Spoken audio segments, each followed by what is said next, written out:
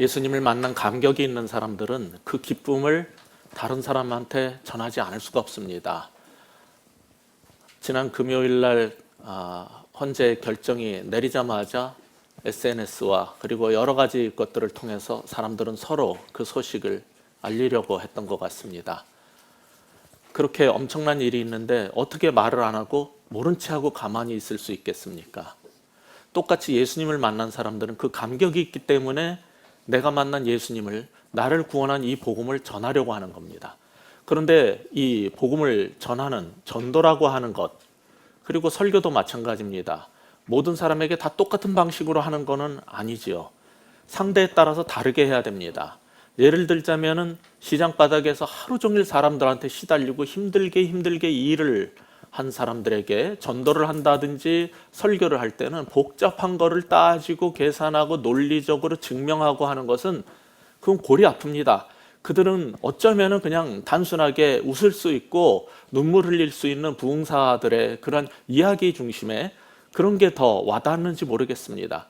반면에 굉장히 지적이고 논리적이고 이성적인 사람들에게는 그 부흥사들이 하는 것처럼 한다든지 그냥 아무 말도 하지 말고 그냥 믿어라 하는 방식은 별로 효과적이지 않습니다. 오히려 C.S. 루이스 같은 옥스퍼드 대학에서 영문학을 가르치고 캠브리지나 이런 데서 가르쳤었죠. 그 사람이 쓴 책 Mere Christianity라는 책이 있어요.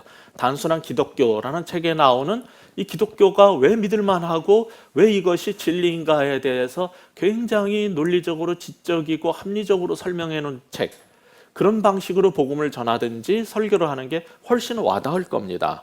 그러나 만약에 여러분이 동남아라든지 아프리카에 굉장히 어려운 곳 오지에 가서 복음을 전한다면 이것도 저것도 다 안 먹혀 들어간다는 것을 발견하게 될 겁니다.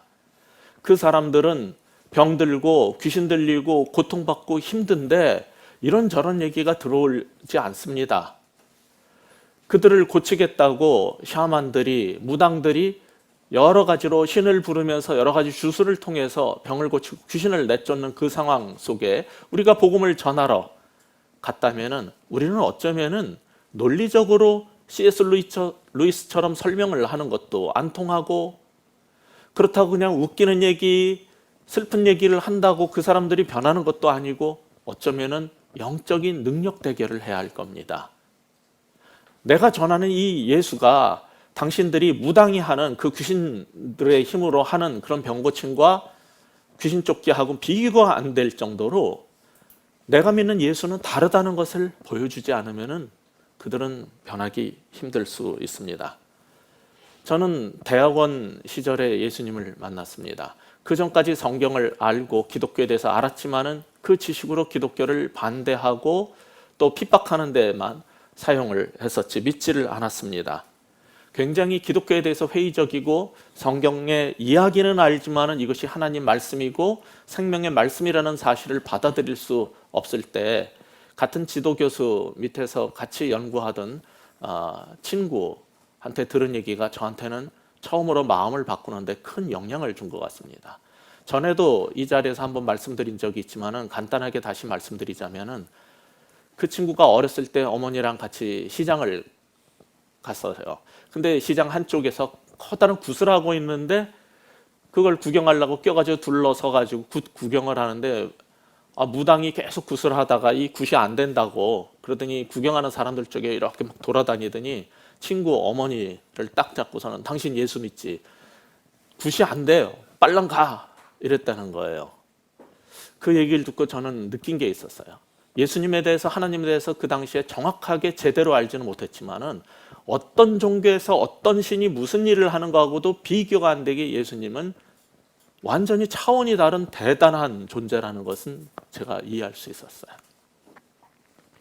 우리가 믿는 예수가 도대체 어떤 분인지를 모른다면은 우리는 전도도 할 수 없고 신앙생활 할 때 어떤 능력도 우리는 나타낼 수 없을 겁니다. 지난주에 본 것처럼 사울은 예수님을 만나고 거듭난 후에 29절에서 보는 것처럼 논리적이고 합리적인 헬라파 유대인들과 논쟁을 하면서 복음을 논리적으로 제대로 증명해내서 이겼습니다. 그런데 결과는 뭐였습니까? 많은 사람들이 사울을 미워하고 죽이려고 들었어요. 이성적 논리와 변증은 필요한 것이지만은 이교도를 다루는데 그렇게 효과적이지 않다는 것을 우리는 사울의 삶에서도 볼 수 있습니다. 실제로 31절에서 보듯이 온 유대와 갈릴리와 사마리아 교회가 든든히 서간 것은 사울의 변증적 전도 방식 때문만이 아니라 사실은 성령의 위로하심 때문이었다라는 것을 우리는 지난주에 봤습니다.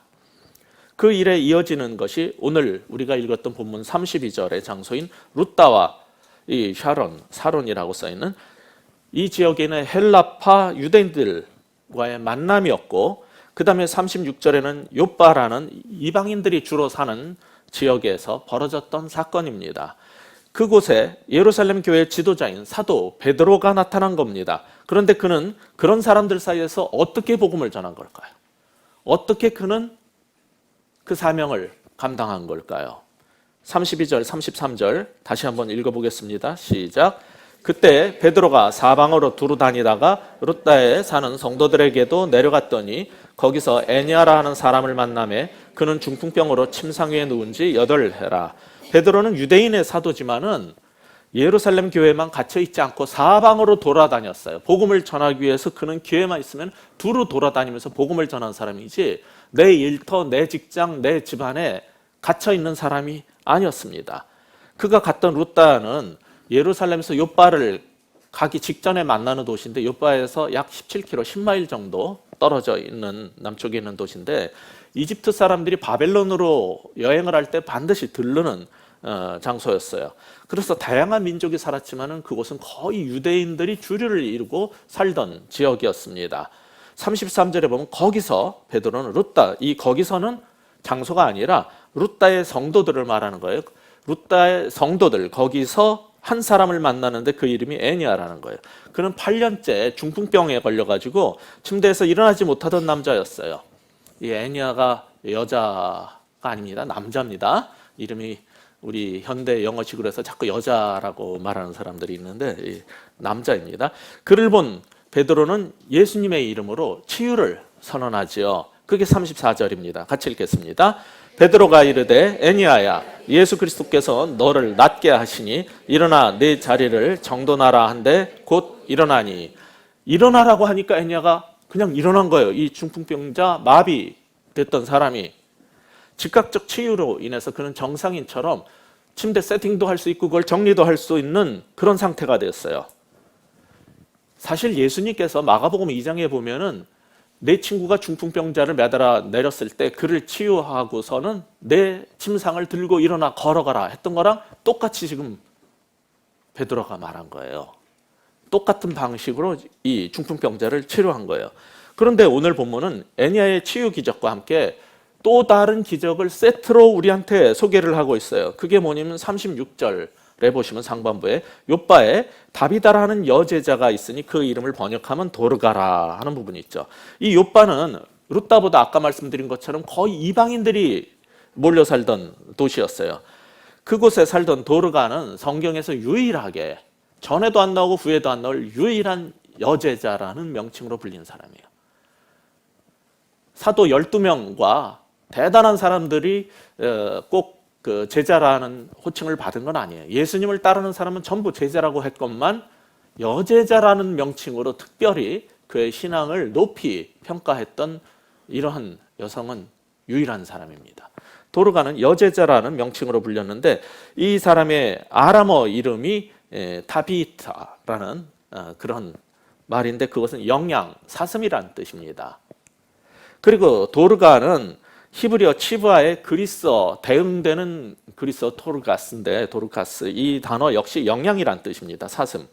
근데 영양이나 사슴은 아가서를 보시면은 그것은 사랑받는 사람에 대한 호칭이에요.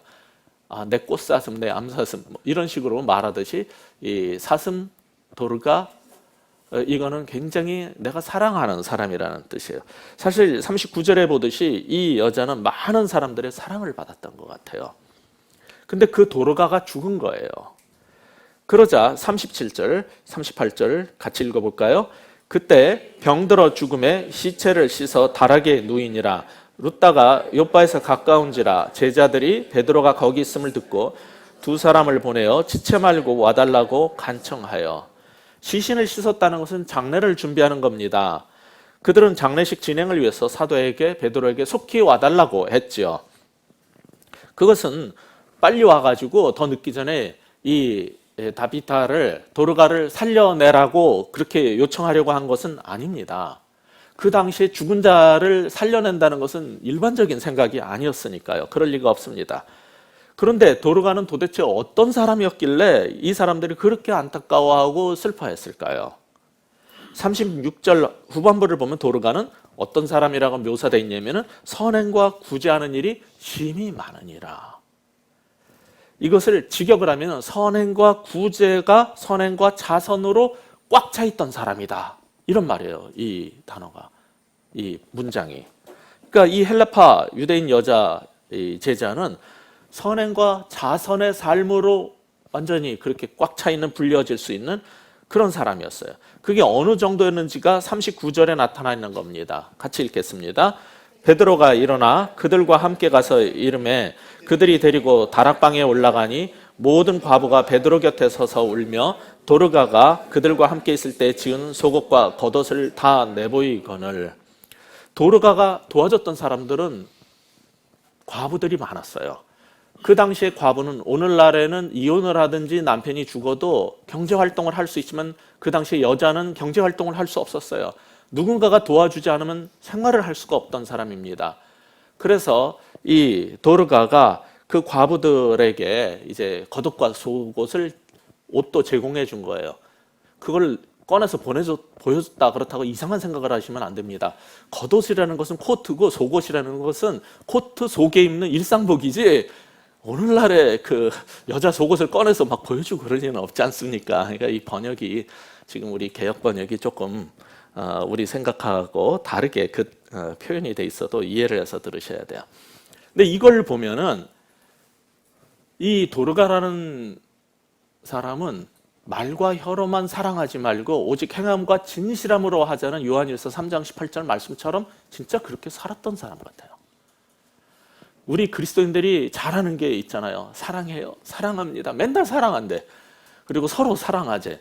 말은 그렇지만은 그건 오직 말과 혀로만 하는 거예요. 진짜로 사랑하면은 커피도 사주고, 배고파하면 밥도 사주고, 옷이 없으면은 코트도 사주고, 입을 옷도 제공해주고, 이런 게 사랑이라는 거죠. 근데 도르가는 진짜 그렇게 사는 사람인 거예요. 그러니까 그렇게 섬김을 받은 이 과부들이 얼마나 고맙고 감사했겠어요. 근데 그 도르가가 죽은 거예요. 이런 걸 보면서, 그러니까 또 열심히 또 이제 사도들을 불러가지고 장례를 성대하게 치러주려고 막 그 사람을 보내고, 이런 걸 보면서 사람의 마음을 움직이는 것은 이 말과 혀로 하는 게 아니다.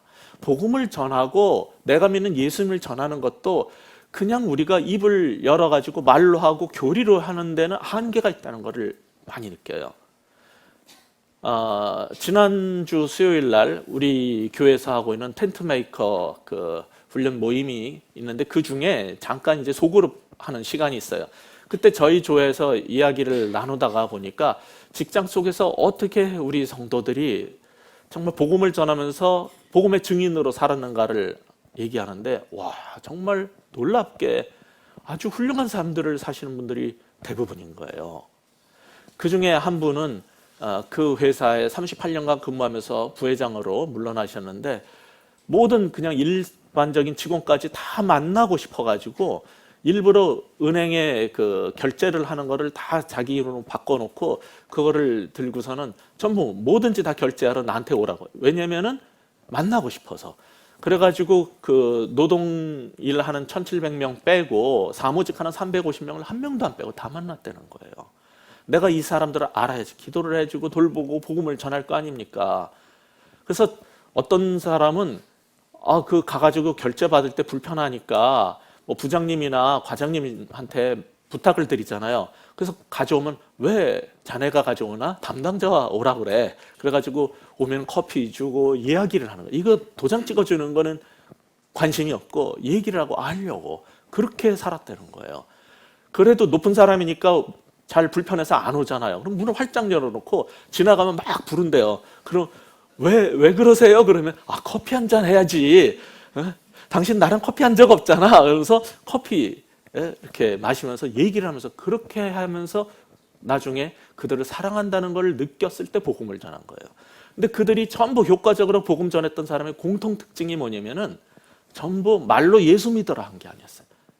그들을 정말로 사랑하고 있고 나는 당신에게 관심 있고 케어한다는 걸 보여준 거예요.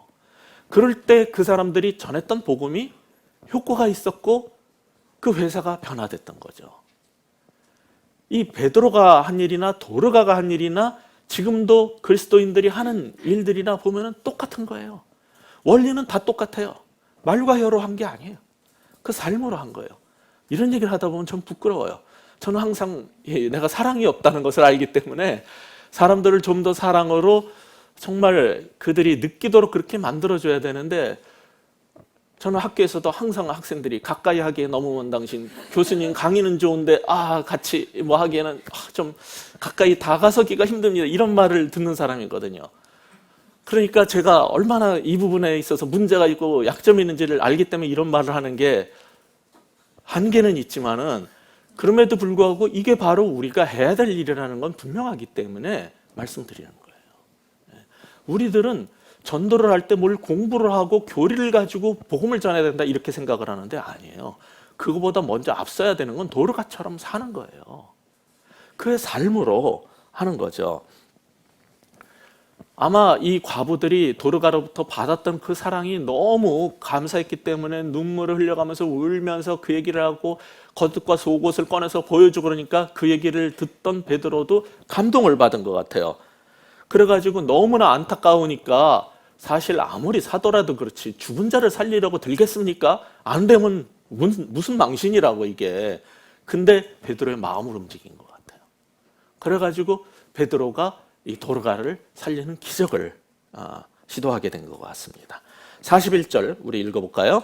베드로가 손을 내밀어 일으키고 성도들과 과부들을 불러들여 그가 살아난 것을 보이니 이 다비다가 살아나자 이 살아날 때 이게 마가복음 5장에 보면은 예수님께서 달리다 굼 하면서 살려내고 일어나라 하는 거죠. 그리고 그의 소녀의 손을 잡아서 일으키면서 소녀야 일어나라 그러거든요. 손을 잡아 일으키는 거예요. 그것처럼 예수님처럼 베드로는 다비다의 손을 잡아서 일으켜 세우고 살아난 다음에 손을 잡아 일으켜 세우고 과부들과 성도들을 불러들여 가지고 살아난 걸 보여줬어요. 이때 이 베드로의 기적 자리에 함께 있었던 사람들을 표현한 41절의 성도들이라는 단어는 남성형입니다. 과부 외에 다른 남자들도 많이 같이 있었다는 얘기예요. 40절에서도 사람들을 다 내보냈다. 기적을 일으키기 전에 사람들을 내보냈다 할 때도 이게 남성 복수형이에요. 그걸 보면은 누가는 지금 이 기적을 일으켰을 때 증인을 세워야 되는데 여자들은 과부들은 암만 많아도 증인이 안 돼요. 이스라엘 법으로는 남자만 증인이 될 수 있어요. 법적으로. 그러니까 이 가운데 지금 누가는 자꾸 남자들이 같이 있었다는 것을 지금 말하고 싶었던 것 같아요. 그렇게 해서 이 기적을 공증하려고 하는 거죠. 이렇게 이 죽은 도르가를 베드로가 살려내는데 그 방법이 뭐였습니까? 직접적으로 그 살아났다는 것을 어떻게 증명을 해냈습니까? 이렇게 해가지고 내가 이 여자를 살렸어. 이걸 논리적으로, 합리적으로, 과학적으로, 의학적으로 설명을 하는 게 아니에요. 이 중풍병자를 일으킨 이 사건도 처음에 애니아를 일으킨 사건도 마찬가지거든요. 35절에 보시면은 중풍병자 애니아를 침대에서 일으켜 세웠는데 그것을 어떻게 설명을 하냐면 35절에 보면은 사람들이 다 그를 보고 애니아가 중풍병에서 일으켜져 세워졌다는 것을 봄으로서 믿었어요. 그걸 어떻게 복음을 전하고 믿게 했냐면은 그걸 보여줬어요. 일으켜 세워졌다는 것을 보여줌으로 사람들이 다 그를 보고 믿었다고 되어 있어요. 다비다가 일어난 것도 41절에 보면은 그가 살아난 것을 보이니 또 보여줬어요. 그러니까 그것을 보고 믿은 거예요. 우리 그리스도인들은 뭘 아니면은 보고 믿는 것보다 보지 않고 믿는 게 복되다는 것을 알아요. 우리는 안 보고 믿는 게 믿음이라는 걸 알아요. 그런데 그거를 불신자 전도할 때도 그렇게 욕을 하면 안 돼요. 자꾸 우리식으로 해가지고 그 사람들은 하나님이 있는지도 계신지도 지옥이라는 게 천국이 있는지도 모르는 사람한테 그냥 막 논리적으로 설명을 하려고 그러고 성경 갖고 얘기를 하면 그건 당신네들의 책이지 나는 이 책이 하나님 말씀이라는 게 믿어지지 않는다는 사람한테 자꾸 성경 펴가지고 그리고 또 우리의 이성과 논리로 막 설득을 하는데 안 와닿아요. 그런 이교도들과 불신자들에게 전도할 때 제일 효과적인 게 뭡니까? 보여주는 거예요. 이 애니아를 일으킨 것도 그 이방 사람들도 보고 믿었고요. 도르가가 살아난 것도 보여주니까 보고 믿은 거예요. 여기에는 어떤 사울이 했던 것처럼 논리적 설명과 복음에 대한 교리적 설명이 없어요. 보고 믿고 보여주니 믿더라. 그게 다예요. 이걸 보면은 우리는 무엇을 느끼게 됩니까? 이 얘기를 한다고 제가 저나 여러분 모두가 우리는 의사도 못 고치는 불치병을 고쳐야 되고 죽은 자를 살리는 기적을 베풀어야지 전도가 된다는 말을 하려고 하는 게 아닙니다. 여기서 진짜 중요한 건 뭐냐면은 우리의 머리로 입으로 말로 하는 게 아니라 우리의 삶으로 그리고 그들이 볼 수 있고 알아들을 수 있는 우리의 생활과 무엇인가로 보여주면서 믿게 해줘야 된다는 거예요. 내 삶은 달라진 게 하나도 없어요. 내놓을 것도 없고 보여줄 것도 없어요.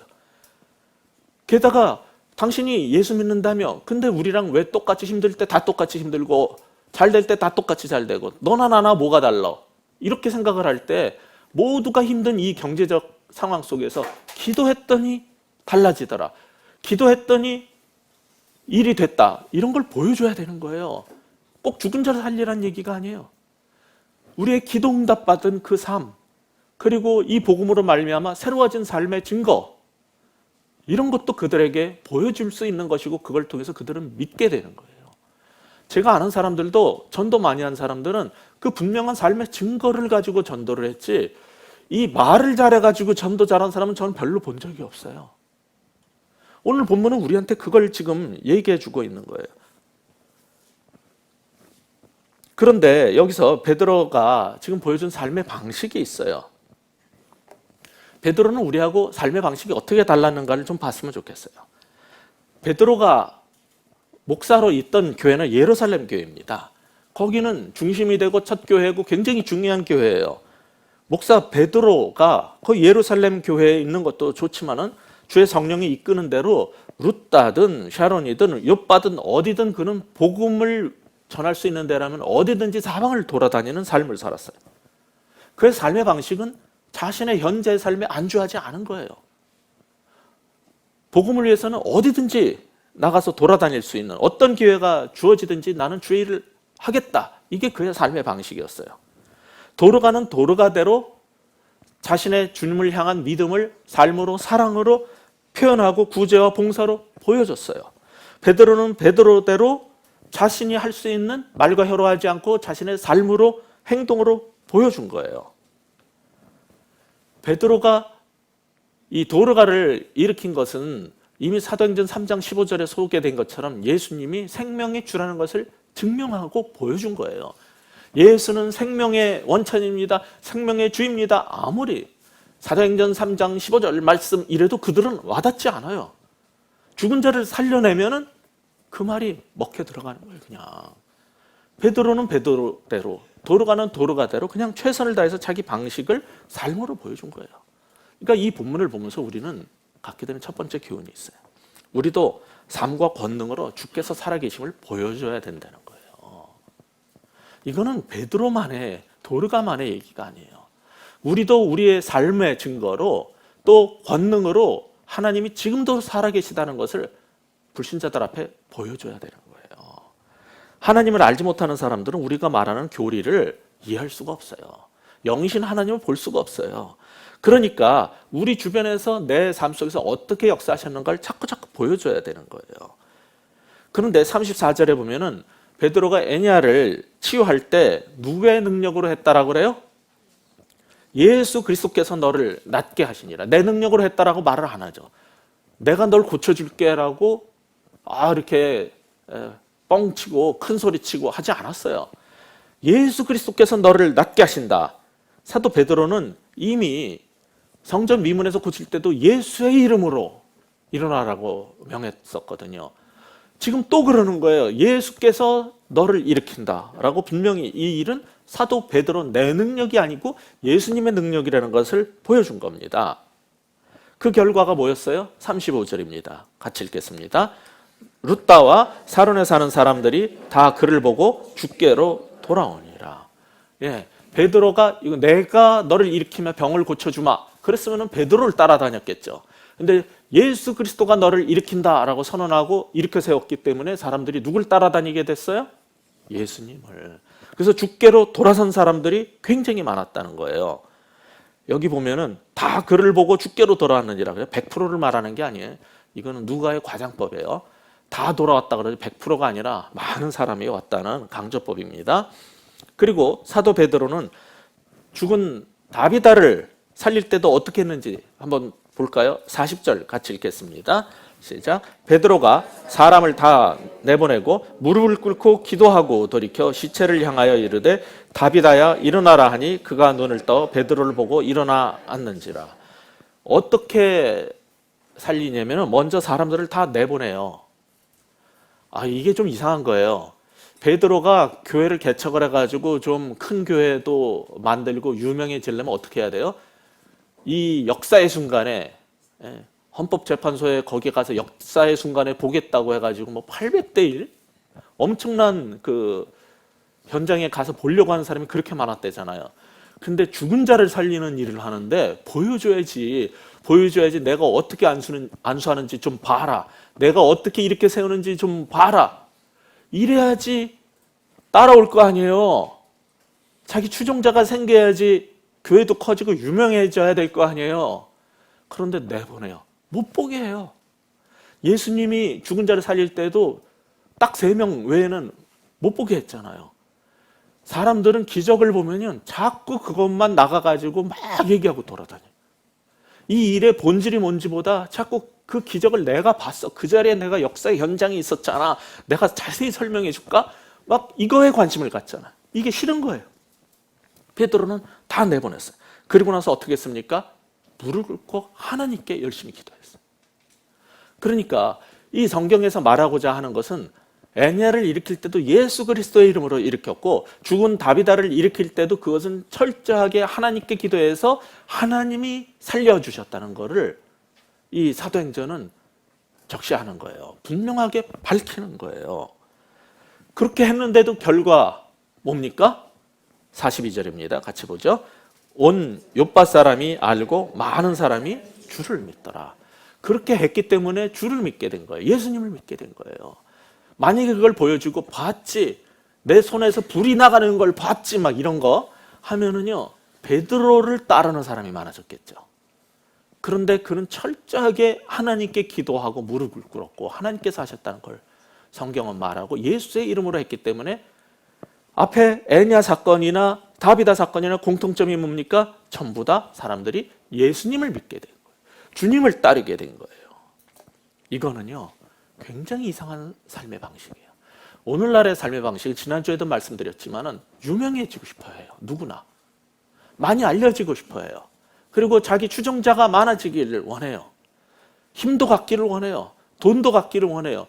뭐든지 커지고 권력을 갖고 힘을 갖고 유명해지고 알려지고 싶고, 그래서 자꾸 사람들이 다른 일 하다가도 자꾸 국회의원이 되려고 그러고, 국회의원 조금 하다가 보면은 어떻게든지 청와대로 들어가려고 그러고 계속 애를 써요. 그러면은 가장 큰 권력을 갖고 가장 많은 돈을 갖고 가장 많은 사람들이 추종하고 따르고 전 국민의 반 가까이가 추종을 하더라도 태극기를 휘두르든지 어떻게 촛불을 들든지 나를 추종해도 그 사람은 행복합니까? 그 권력과 힘과 돈의 마지막이 다 뭡니까 지금? 왜 우리나라는 꼭 이렇게 살아야 돼요? 모든 이 나라의 지도자는 제대로 삶을 마친 적이 없어요. 전부 좀 잘해보려고 그러면 못 살게 굴고 어떻게든지 잡아놓으려고 그러고, 또 많은 사람들은 힘을 가지면 그 권력을 남용을 해서 사람들을 짓밟고 그 권력으로 압도를 하려고 그러고, 그것 기회를 가지고 돈을 챙기고, 왜 다 그럽니까? 그래서 결과 유명해지고 따르는 사람이 많아지면 뭐가 그렇게 행복해집니까? 근데 베드로는 그렇게 안 살았어요. 예수님을 믿고 사도가 됐지만은 그는 자기를 추종하게 만들지 않았어요. 예수님을 추종하게 만들었어요. 자기로부터 뒤로 돌아서가지고 예수님을 향해서 돌아서게 만들었어요. 세상을 향해서 뒤를 돌아가지고 예수님께로 돌아서게 만들었어요. 그래서 주님을 따르게 만들었어요. 그게 베드로의 삶의 방식이에요. 하나도 내 사람 만들고 싶지 않고 내 추종자 만들고 싶지 않았던 거예요. 이런 거를 누가 성공이라고 말합니까? 도대체 그러면 성공이 뭐냔 말이죠. 유명해지고 많은 사람이 추종자가 생기는 게 성공입니까? 목사나 여러분이나 마찬가지예요. 얼마나 많은 사람이 나를 따르고 나를 알아봐 주느냐가 성공입니까? 아니란 말이죠. 베드로의 삶에서 보듯이 우리의 성공 기준은 얼마나 많은 사람들이 주님을 따르게 하느냐에 있는 거예요. 얼마나 그 목사님이 성공했냐가 추종자 교인이 얼마나 많아졌느냐로 판단되는 게 아닙니다. 얼마나 많은 사람이 주님을 따르게 됐느냐로 그 목사가 성공했냐 평가하는 거예요. 마찬가지로 우리의 인생에서도 우리의 성공 기준은 얼마나 많은 사람들이 나로 말미암아 주님께로 돌아서게 됐느냐. 그게 우리 삶의 성공 기준이어야지 내 금고에 금덩어리가 돈이 좀 얼마나 쌓였느냐. 이게 우리의 성공 기준일 수가 없는 거예요. 베드로의 이런 삶의 방식이 오늘날 우리 모두의 삶의 방식이 됐으면 좋겠어요. 그런데 40절에서 베드로가 도르가를 살린 사건은 구약을 조금 아는 사람들에게는 열왕기상 17장에 엘리야가 죽은 사람을 살리는 얘기, 또 열왕기하 4장 33절에서 엘리사가 죽은 자를 살렸던 그 기적 사건하고 굉장히 유사하다는 것을 감지할 수 있을 겁니다. 37절에서 도르가의 시신을 다락에 누인 건 이거 굉장히 이상한 건데, 왜냐하면 엘리야나 엘리사가 전부 다락에 있는 시신을 일으켜 세웠거든요. 그래서 다락을 얘기해야 되는 거였어요. 그리고 사람들을 다 내보내고 기도로 살린 것도 다 이 베드로가 구약의 최고의 선지자인 엘리야, 엘리사의 영을 이어받은 최고의 지도자, 영적 인도자라는 것을 보여주고 싶어하는 그러한 관점일 겁니다. 예수님도 누가복음에서 보면은 나인성 과부를 일으킬 때 일어나라고 명령을 했거든요. 아까 말씀드린 것처럼 마가복음 5장이나 누가복음 8장에 보면 회당장의 딸 아이를 일으켜 세울 때도 소녀야 일어나라 그러고 손을 잡아서 일으켜 세워요. 그러니까 지금 이 사도행전의 기자인 누가는 뭘 말하고 싶은 겁니까? 이 베드로는 어떤 사람이에요? 구약의 엘리야와 엘리사와 같은 동급의 그 반열의 선지자요. 예수님께서 사람을 죽은 자를 살렸던 것과 같은 그 예수의 영으로 지금도 일하는 주의 종이라는 것을 증명하고 싶은 거였어요. 이게 지금 이 두 기적 사건을 통해서 우리에게 이 사도행전 9장이 말해주고 싶은 거예요. 우리는 사실 9장에 들어서자마자 계속 두 주에 걸쳐서 사울 얘기만 계속했었어요. 그러다가 지난주하고 이번 주에 와가지고 이제 이 사도행전의 두 주인공이죠. 사울이 나중에 사도 바울이 되고 또 한 사람은 베드로인데 이제 베드로 얘기를 보고 있는 거예요.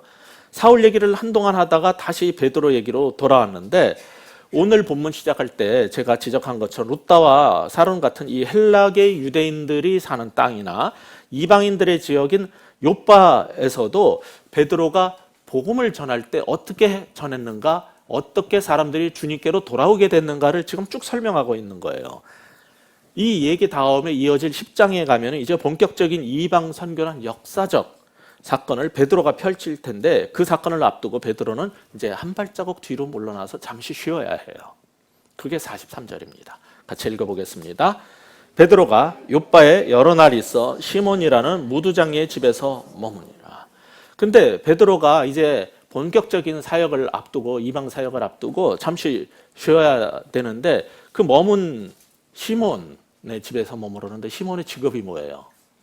무두쟁이라는. 그게 오늘날 말로 뭐냐면 그 집이 가죽 공방이었다는 거예요. 근데 옛날에는 이 가죽을 사오잖아요. 그럼 거기에 살이 붙어 있으니까 먼저, 지금도 그 저쪽에 중동이나 북아프리카 이런 데 가면요, 유명한 그 가죽 작업하잖아요. 모로코 이런 데 가죽 유명하죠. 가죽 사오면 처음에 칼로 속에 붙어 있는 살 다 긁어내고 그거를 찌고 뭐 염색을 하기 위해서 염료를 해가지고 거기 넣고 밟고 또 두드리고 엄청나게 많은 일을 하는데, 그게 보통 사람 머리가 아파서 못 살아요, 거기서. 그 염려하고 가죽 작업을 하는 거는 너무나 냄새가 나고, 그리고 이스라엘 사람들의 개념으로 올 때 그것은 가장 천민들이 하는 일이에요. 근데 베드로가 누구냐면 적어도 예루살렘 교회 지도자 아닙니까? 그 유명교회 담임 목사님이 이제 전도하고 사역하시다가 잠시 쉬려면은 그래도 좀 깨끗하고 좀 괜찮은 부유한 사람 집에서 좀 쉬어야 되지 않겠습니까? 근데 해필이면 쉬는 데가 시몬 무두장이 집에서 그 가죽 냄새 나는데 그 누추한 곳에 왜 가서 있냐고요. 우리는 여기서 베드로의 삶의 또 하나의 방식을 보게 되는 거예요. 베드로는 예루살렘 교회라는 자기 터전이 있는데 거기 안주하지 않고 그냥 돌아다니면서 기회만 되면 복음을 전하려고 했잖아요.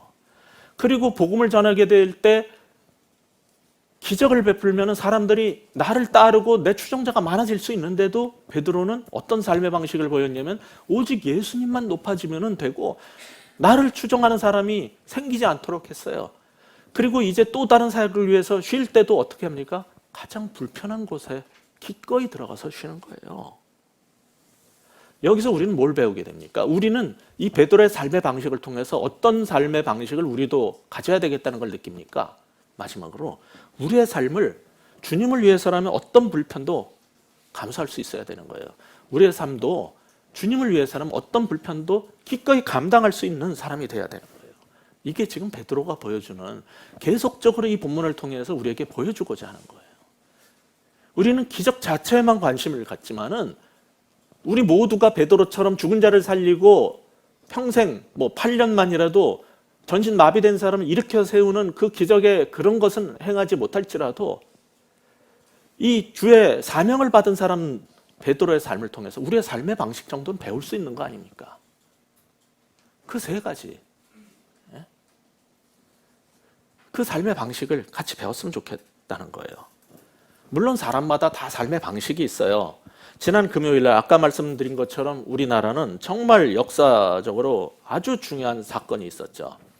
여러분이 그 사건을 어떤 시각에서 받아들이든지 이 사건은 우리 대한민국의 헌법 질서와 민주공화국이라는 모든 주권은 국민으로부터 나온다는 것을 다시 한번 선언하는, 그리고 그것을 다시 붙잡는 굉장히 중요한 역사적 사건이었어요. 그 중차대한 사명을 부여받은 헌법재판관들은 90여일 가까이 휴일을 반납하고 거의 주 7일을 근무했습니다. 그러면서도 밖에 식사하러 안 나가고 군의 식당 아니면은 그냥 음식 시켜서 먹으면서 마치 수도사들처럼 거의 무건수행하듯이 사람들을 안 만나고 그냥 이 심리에만 몰두를 했다는 거예요. 이게 바로 사명받은 사람들의 삶의 방식이에요. 세상 사람들도 내가 맡은 이 일이, 내게 주어진 이 사명이 중요하다고 생각을 하면은, 나에게 굉장히 중요한 사명이 맡겨졌다 하면은 먹는 것도 자는 것도 노는 것도 사람들하고 만나는 것도 다 불릴 수 있어요. 이게 사명자들의 삶의 방식이에요. 게다가 금요일 날 그 마지막 날 결정문을 낭독한 이정미 헌재 소장 대행은 평소보다 3시간 일찍 이른 시각에 출근을 하면서 차로 그 앞에 딱 도착을 했는데 밤새도록 농성을 하고 있는 사람들이 와글와글 많으니까 얼마나 놀랐겠어요. 그래서 그런지 깜빡하고 뒤통수에다 핑크색 헤어 롤러를 2개를 매달고 그냥 내린 거 아니에요. 놀라가지고. 그런지 왜 그런지. 이 장면이 카메라에 포착이 됐어요. 이게 포털 검색 순간순위 1위까지 올라가고 전 세계의 그 사진이 다 퍼졌는데, AP통신, 최고의 세계 최대 통신사라는 AP통신에서 그걸 뭐라고 했어요? Sign of hardworking women. 한국에서 정말 열심히 사는 여자들의 전형이다. 이런 식으로 그것을 보여주면서 열심히 일하는 이 여성이 스타일리스트를 부르거나 미용실에 들르지 않고 스스로 자기 머리를 손질하는 소박한 모습을 보였다. 이렇게 보도를 한 거예요. 이게 국내뿐 아니라 전 세계 기자들이 카메라를 들이대고 하는 자리라면 여러분 같으면 어떻게 하시겠습니까? 여러분 자녀들 선보러 가는 자리, 면접 보러 갈 때라도 어떻게 하시겠습니까? 근데 이 이정미 소장 대행은요, 무엇이 중요한디? 지금 저는 곡성 영화는 못 봤지만 하도 유행이래요. 그 질문에 답을 해준 거예요. 지금 이 순간에 뭐가 중요한지를 보여준 거예요. 자신의 삶으로 보여준 거예요. 이게 뭐냐면은 우리 모두가 갖고 있는 가치관이 있어요. 세상에서 가장 중요한 게 무엇이냐? 그 가치관은 우리의 삶의 방식을 만들어내는 거예요. 베드로가 이런 삶을 사는 것도 그가 하나님에 의해서 형성된 가치관 때문에 삶의 방식이 바뀐 거고, 헌법재판관들도 그렇게 사는 거고, 이정미 소장 대행도 그렇게 사는 거고, 베드로도 그렇게 사는 거고, 이제 우리도 삶의 방식을 결정을 해야 되는 거예요. 도대체 어떻게 나는 살아야 되는 건가? 사울도 그리고 베드로도 예수님을 만난 감격을 집에 앉아서 소리 높여 외치면서 찬양 부르면서 집에서 편안히 있을 수 있어요. 그 교회에 주저앉아서 있을 수 있어요.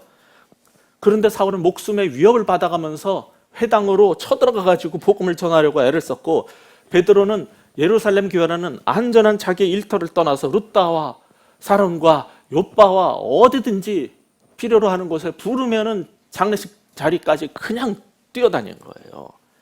그리고 예수의 이름으로, 그 권능으로 사람을 일으켜 세우고 그걸 통해서 자기가 유명해지고 추종자를 만들 수 있음에도 불구하고 오직 주께 돌아서게 만드는 삶의 방식을 택한 거예요. 그리고 그런 삶을 위해서 조금 불편해도 무두장이 집이면 어떻고 어디면 어떻고 내 삶은 복음을 위해서는 불편함을 감수하겠다, 이렇게 결단을 내리고 그런 삶을 기꺼이 살아낸 거예요. 하나님께서 쓰신 사도라는 그런 이름으로 자신을 내세우기 전에 베드로는 자신을 돌아본 것일지도 몰라요. 무두장이 집에 머물면서 그 사람의 이름이 뭐였어요? 시몬. 베드로의 본명이 뭐였어요? 시몬 베드로. 어쩌면은 무두장이 시몬의 집에서 큰 냄새나고 열악한 환경 속에서 그것이 바로 나의 냄새나는 과거의 삶이 아니었던가를 돌아봤을지도 모르겠어요. 그러면서 그는 지금은 사도지만은 내 과거가 저렇게 냄새나는 추한 삶이었지, 거기서 건져주신 주님을 찬양하면서 조금 힘들고 불편해도 나는 주를 위해서라면은 이런 삶을 계속하리라 다짐했을지도 몰라요. 그래서 10장에 들어가면 부를 때 또 즉시 떠나갑니다. 이것이 베드로의 삶의 방식이었어요. 이것을 오늘 우리가 봤다면은 우리는 어떤 삶의 방식을 선택하시겠습니까? 기도하면서 우리 같이 한번 생각해 보십시다. 하나님, 우리 모두는 더 높은 자리에 올라가고 더 많은 돈을 벌고 더 유명해지고, 그래서 언젠가 더 크고 더 넓고 좋은 집에 살고 더 좋은 차를 타고 사람들을 부리면서 권세를 행하면서 살기를 추구하는지 모릅니다. 그것이 바로 요한계시록에서 말했던 바벨론의 삶이고 음녀의 삶이라면은 주님, 우리는 어떻게 살아야 될지 이 시간 우리의 삶의 방식을 돌아보게 하여 주시옵소서. 그저 재판관으로서 자기가 맡겨진 이 일을 감당하기 위해서 삶의 모든 편안한 방식들을 다 포기했던 어떤 사람들처럼 그리스도의 복음을 맡은 자로서 예수 그리스도의 제자라고 말하면서 우리는 어떤 삶의 방식을 추구하고 있는지 돌아보게 하여 주시옵소서. 그리고 베드로처럼 주님, 우리의 삶에 안주하지 않고 부르시는 곳 사방 어디라도 뛰어나갈 수 있는 그런 삶의 방식을 택하게 하여 주시고, 하나님이여, 우리를 내세우고 우리가 유명해지고 추종자를 만드는 게 아니라 예수님의 추종자를 세우는 그 삶의 우리의 삶을 드리게 하여 주시고, 그 일을 위해서라면 우리도 불편함도 감내해낼 수 있는 그런 용기를 허락하여 주시옵소서. 그것이 베드로의 삶의 방식이었고 그것이 사울의 삶의 방식이었고 우리의 선배 그리스도인의 삶의 방식이었다면 우리도 그런 삶의 방식을 선택하게 하여 주시옵소서. 예수 그리스도 이름으로 간절히 기도합니다. 아멘.